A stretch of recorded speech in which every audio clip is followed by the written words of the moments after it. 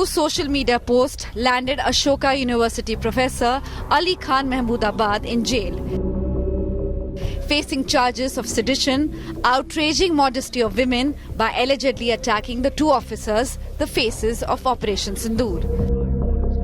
What resulted was a nationwide debate. What was it that professor said?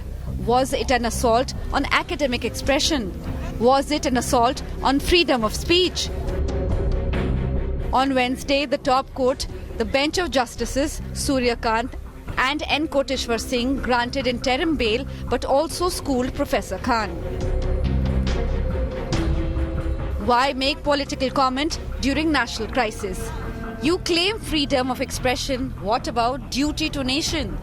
Why veer into politics? Why gain cheap popularity on this occasion? This is what is called dog whistling.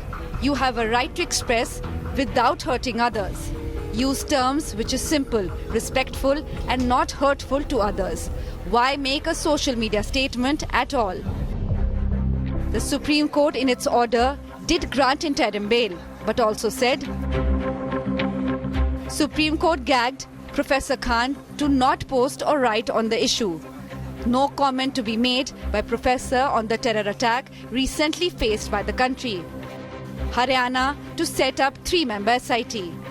Police to clarify what statement insulted women. The court also questioned the Haryana government. Where is the statement in the post which insulted women officers? The government lawyer did not have any answers and asked for time. The same bench on Monday had passed an order in the case of MP Minister Vijay Shah, who communally charged public speech was criticized heavily. The same bench had directed the Madhya Pradesh police to set up an SIT to investigate the case against the Tribal Affairs Minister of Madhya Pradesh, but did not pass any gag order like with Professor Khan. Professor Mahmoodabad will likely to be released from jail late Thursday, and the court will take up his plea against the FIR now on Friday. In the meantime, the Haryana police have questioned foreign travel by the Oxford-educated professor and asked for his bank details and passport.